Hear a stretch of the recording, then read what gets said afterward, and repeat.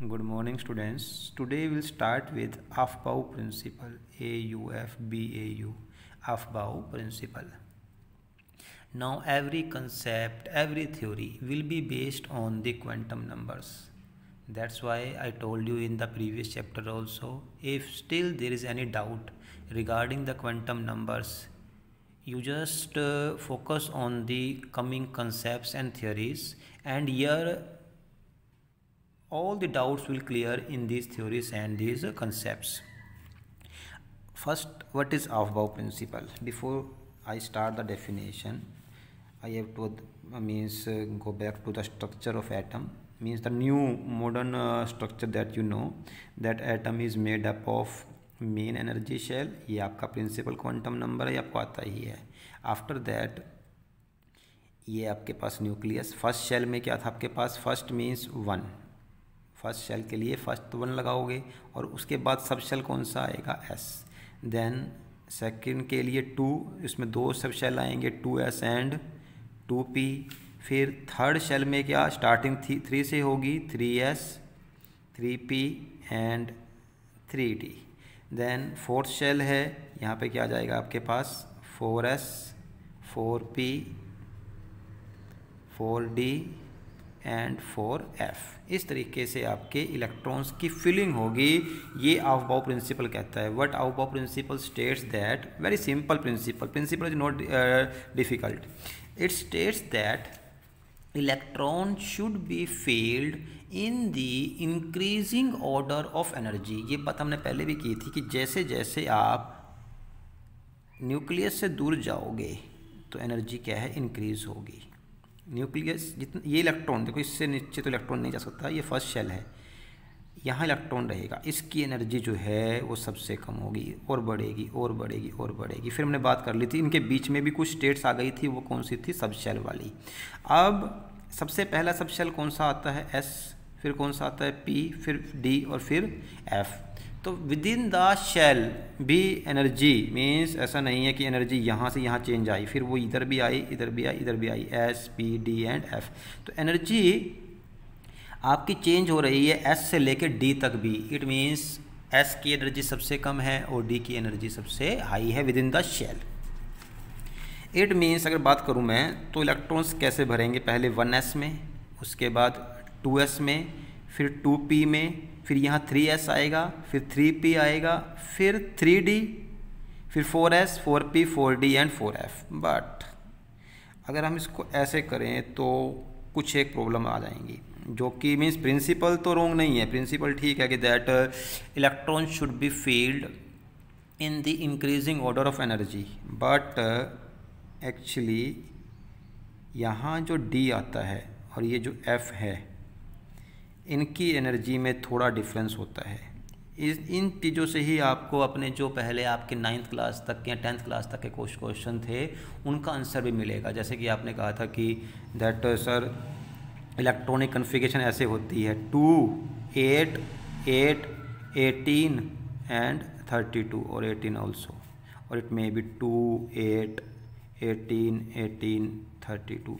ठीक, तो कैसे पॉसिबल है कि आपने एक तरफ, हमने ये भी 10th में किया था कि that maximum 8 electrons can be placed in the outermost shell, कि आपके आउटर मोस्ट शेल में तो मैक्सिमम 1 इलेक्ट्रॉन होने चाहिए. बट फिर हम ये भी बोल रहे थे कि इलेक्ट्रॉनिक कन्फिगरेशन एटम की कुछ ऐसे हो सकती है, फर्स्ट शेल में 2 आएंगे, फिर 8 आएगा, फिर 8 भी आ सकता है, 18 भी आ सकते हैं. Will discuss all this things also कि why sometimes 8 also possible, sometimes 18. But after third में तो पक्का 18 आएगा ही आएगा. देन 32. तो हाउ इट वाज पॉसिबल, ये सब इन चीज़ें इन यहीं से ही आपके पास क्लेरिफाई होंगी. इन मीन्स 10th क्लास में या 9th क्लास में आपको ये SPDF का कुछ मालूम था नहीं, तो उसके आंसर वहाँ पर तो देना मुश्किल था. Now will solve all this type of problems. First, Aufbau principle को लेते हैं, उसका चार्ट. एक्चुअली इस तरीके से आपका ऑफबाउ प्रिंसिपल का एक चार्ट बनेगा. आपको बनाना पड़ेगा ये, क्योंकि इससे आप इलेक्ट्रॉनिक कन्फिगरेशन बनाओगे. अब आपका हम ऐसे बात नहीं करेंगे फर्स्ट शेल में 2 इलेक्ट्रॉन है, सेकंड में 8 हैं, थर्ड में 18 हैं या 8 है, जो भी हैं.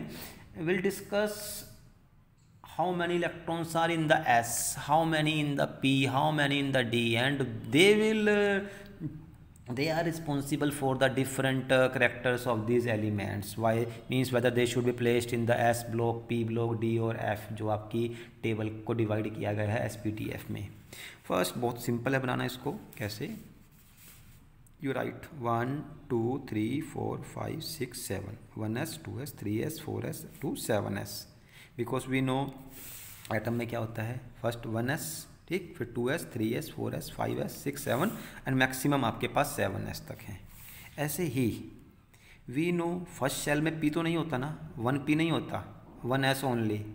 p किस में आएगा सेकेंड शेल में? तो 2p 3p 4p 5p 6p 7p, just in front of 2। ऐसे ही उसके बाद वी नो थर्ड शेल में आपका d आ जाता है, दैट्स वाई डी स्टार्ट कहाँ से होगा? 3 से, दैट्स वाई 3 पर क्या आया यहाँ पर? 3 के सामने d, 3d 4d 5d and 6d। Why not 7 will discuss also. Then f start होता है आपका 4 से, you can see here also. First में s आया था, सेकंड में p आ गया था, उसके अलावा s के अलावा थर्ड में s p एंड d भी आया, और फोर्थ में फिर p और d के बाद f भी आया। तो इसीलिए f को मिनिमम नंबर देंगे 4f एंड 5f। नाउ ये इतना चार्ट तो है, इसको आगे कैसे करना है, इसको अपने मतलब कि ये आपकी जो इलेक्ट्रॉनिक कन्फिगरेशन के कंसेप्ट है उसको बहुत इजी बना देगा। बुक में भी बनाया हुआ है बट समझ नहीं आता बनाया कैसे। तो see here how to draw this. आप इसको ऐसे लाइन बनाओगे, ठीक। अब इसको इस तरीके से आपने ये जोड़ देना है, ठीक, इस तरीके से आपने इनको जोड़ देना है। अब ये जो इधर एंड है और इसका ये स्टार्ट है, इसे मिलाओ, आप मिला दिया। ऐसे ही इसके एंड को इसके स्टार्ट से मिला दो, और इसको आप ऐसे चाहो तो ऐसे ऐसे ऐसे कर दो। अब ये ऐसे, फिर इसको इससे मिला दिया, ये डायरेक्शन हो गई आपकी। फिर आपने इसको इससे मिला दिया, फिर आपने इसको इससे मिलाया, ठीक। ये इस तरीके से आपकी डायरेक्शन चलती जाएगी। ना यू सी, अब थोड़ा आपको समझ आएगा कि इलेक्ट्रॉन कैसे भरने हैं। First you should know S में कितने इलेक्ट्रॉन होते हैं, मैक्सिमम 2, कल हमने डिस्कस किया था। पी में कितने मैक्सिमम इलेक्ट्रॉन्स हो जाएंगे, मैक्सिमम, नॉट मीन्स मैंडेटरी इतने ही होंगे, maximum 6, may be 1 may be 2 और अप टू मैक्सिमम 6। डी में मैक्सिमम 10 इलेक्ट्रॉन्स एंड एफ में मैक्सिमम 14 इलेक्ट्रॉन्स होते हैं। वाई? क्योंकि एस में एक ही ऑर्बिटल है, 1 ऑर्बिटल में 2 इलेक्ट्रॉन्स होंगे। पी में कितने ऑर्बिटल थे, 3 ऑर्बिटल। डी में कितने ऑर्बिटल थे, 5। एफ में कितने थे, 7। तो 7 ऑर्बिटल में कितने आएंगे, 14 इलेक्ट्रॉन। 5 में 10, 3 में 6 एंड 1 में 2। Okay, now suppose the question is means above principle, okay, it can be a question definition, but its application is much more important for your competition exam also. In +2 also 3-4 units depend only on the electronic configuration, and a number of questions in inorganic chemistry, they depend only on the electronic configuration. You should know how to make the electronic configuration. For example, question is element number is given as 20, although you know 20 is for the calcium, but here that means in the question it may be given or may not be given, it is calcium. Only 20 is important for you. Atomic number is 20 and make its electronic configuration. Now how will write? First see here, it is 1, you write 1s and कितने electron, 2, s में 2 आएंगे। Then 1s के बाद जाओगे इधर घूम करके, इधर से आए तो क्या आया, 2s, इधर आपके पास 2s2 आ गया। देन फिर क्या आया, 2p6, कितने इलेक्ट्रॉन हो गए, 6 एंड 2 8 एंड 2 10, अभी 10 इलेक्ट्रॉन ही हुए, यहाँ तक हमें 20 करने हैं। देन 2p के बाद क्या आएगा आपके पास, 3s में 2 आ गए, कितने 12 हो गए यहाँ तक, ठीक। देन 3s के बाद देखोगे आप तो क्या आएगा, 3p में कितने आएंगे, मैक्सिमम 6, 12 + 6 कितने हो गए, 18, कितने बचे 2। अब अगले वाले में चाहे वो D है या F है, कुछ भी है, मैक्सिमम 2 इलेक्ट्रॉन ही आएंगे। क्या है आपके पास 4s, ऑल्दो S में 2 ही आते हैं, तो ये इसका 4s पूरा हो गया। नाउ जो प्रॉब्लम आई, जो मतलब मैंने क्यों बनाया इसको, अगर आप इसको इससे कंपेयर करो तो यहाँ पे 3p के बाद क्या आया 3d, बट यहाँ पर क्या आया 3p के बाद 4s। 3p के बाद क्या है 4s। अगर आप सोचो कि हम इसको ऐसे बना के इसमें इलेक्ट्रॉन फिल कर दें तो आपका कंसेप्ट गलत हो जाएगा। Why means why we are filling it like this and what is the principle or means on the basis of which this chart has been made, वो हम भी डिस्कस करेंगे। उसका क्या रीज़न है कि हमने जो यहाँ बनाया था 3p उसके बाद 3d बनाया, बट जब इलेक्ट्रॉन भरे तो पहले इलेक्ट्रॉन यहाँ भर दिए और उसको देखो आफ्टर 4s क्या आया है 3d, मीन्स इलेक्ट्रॉन यहाँ भरेगा और उसके बाद यहाँ आएगा। ऑल दो रियलिटी में ऐसा होगा, क्यों होगा विल डिस्कस, बिकॉज इस चैप्टर में जो कंसेप्ट्स हैं वो एक दूसरे से जुड़े हुए हैं। एक टाइम में ही हम सारे कंसेप्ट नहीं कर सकते, 1 बाय 1 सम रूल्स जो हैं वो होते रहेंगे। जब आप सारा चैप्टर कर लोगे तो हम इन सब कंसेप्ट को मिला करके एक साथ एक वीडियो में ये डिस्कस कर लेंगे, कोई मुश्किल नहीं आएगी। बट फर्स्ट आप कंसेप्ट बाय कंसेप्ट कंसंट्रेट करो।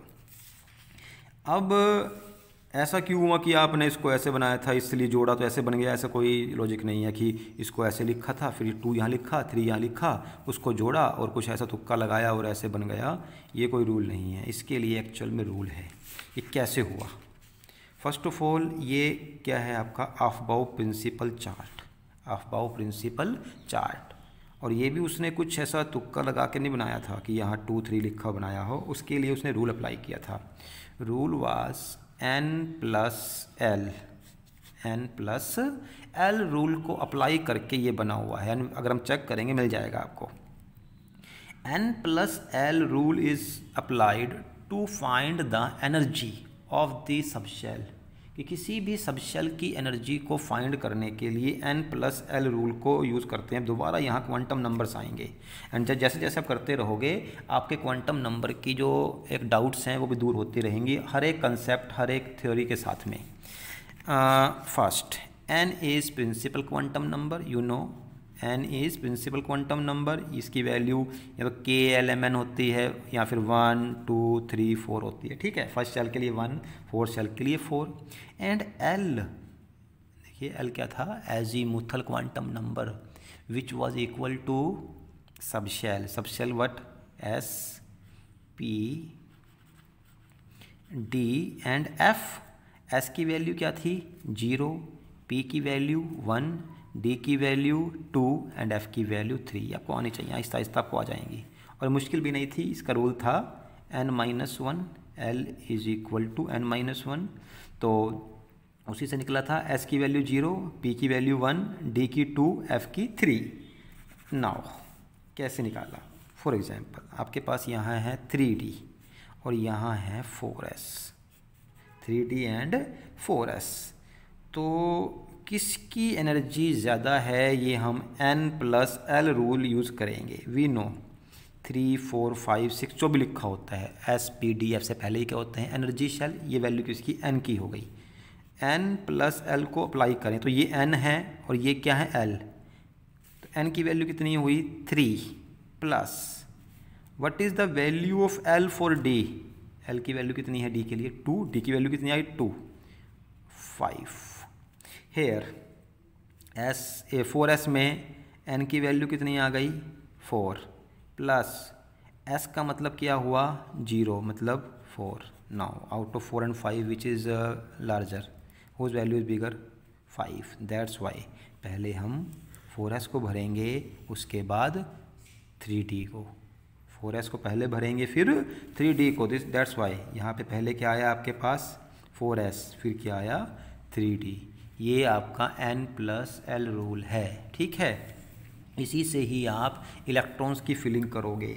इसका मतलब क्या होता है एक्चुअल में, आपके पास हमेशा जो आउटर मोस्ट शेल होगा ना वो ऐसे बना होगा NS और NP, क्योंकि D तो बाद में भरा जाएगा। आपका जो क्या बनेगा NS और NP भरेगा, तो S में कितने इलेक्ट्रॉन होते हैं 2, P में कितने होते हैं 6, कितने होगा टोटल मिला करके 8। It means in the outermost shell हमेशा आपके 8 इलेक्ट्रॉन्स ही रहेंगे। डी या एफ को भी लेता हूँ मैं आगे, एफ के जो इलेक्ट्रॉन है या डी के इलेक्ट्रॉन है वो तो अंदर भरे जाते हैं। आउटर मोस्ट शेल आपका हमेशा n प्लस एस ही रहेगा, ठीक है, एन एस और एन पी, एस और पी 8।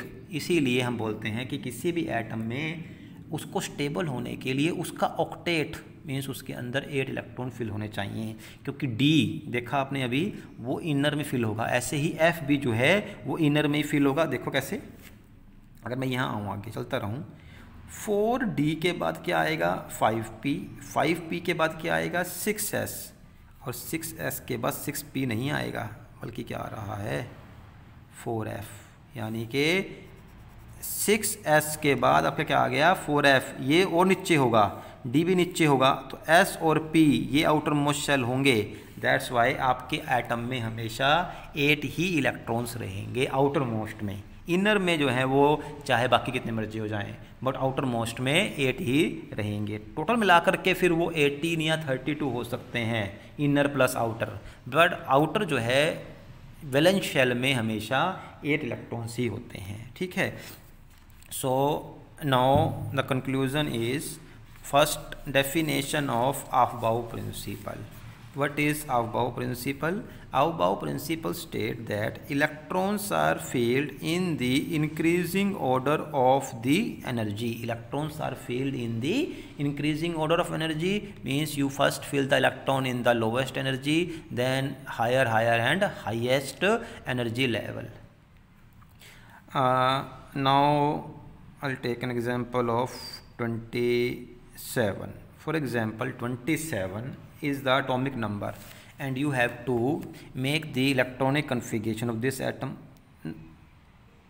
Now अगर आप ऐसे लिखते हो ना कई बार 1s2, 2s2, 2p, कई बार यहाँ इधर से इधर तक कॉपी करने में या कई बार थोड़ा बहुत नोटिस करने में या थोड़ा सा लैक ऑफ कंसंट्रेशन की वजह से ये गलती हो जाती है कि उसकी जो इलेक्ट्रॉनिक कन्फिगरेशन है सही नहीं बनती।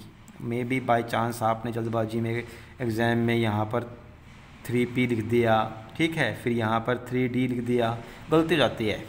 उससे बचने के लिए और फटाफट आपको करना है, अगर अपनी इलेक्ट्रॉनिक कन्फिगरेशन, कई बार होगा इलेक्ट्रॉनिक कन्फिगरेशन आपको 70 की आ जाए तो गलती के चांस बढ़ जाते हैं। How to make it false proof, क्या करो आप सबके इलेक्ट्रॉन भर दो आप, एस में कितने होते हैं मैक्सिमम 2, तो यहाँ 2 2 2 भर दो सब में, ठीक।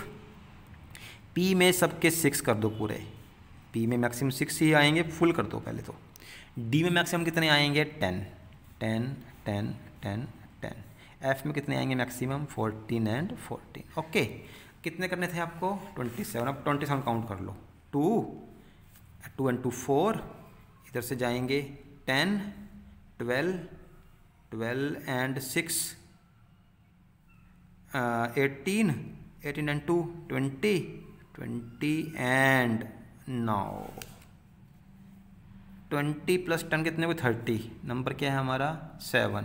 दैट्स वाई इसके लिए लास्ट में क्या पहुंच जाएगा 3d7, मीन्स बाकी सारे वही रहेंगे यहाँ तक वाले 1s2 2s2 2p6 3s2 3p6 4s2 and 3d7, तो लास्ट में क्या आएगा 4s2 3d7, आपको लिखना पड़ेगा बस, you right only 4s2 3d7।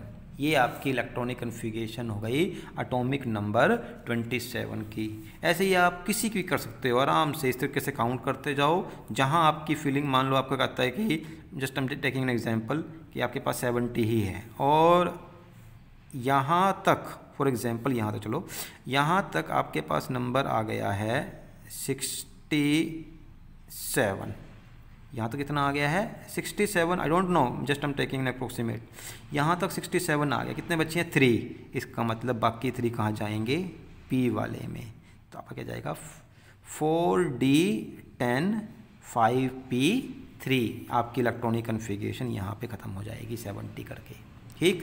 तो इस तरीके से आप इलेक्ट्रॉनिक कन्फिगरेशन बना सकते हो।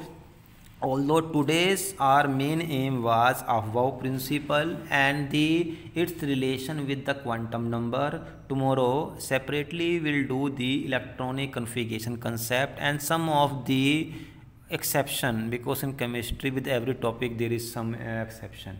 One topic, one theory, then your exception, that will do tomorrow. So I think it's over for today. Thank you.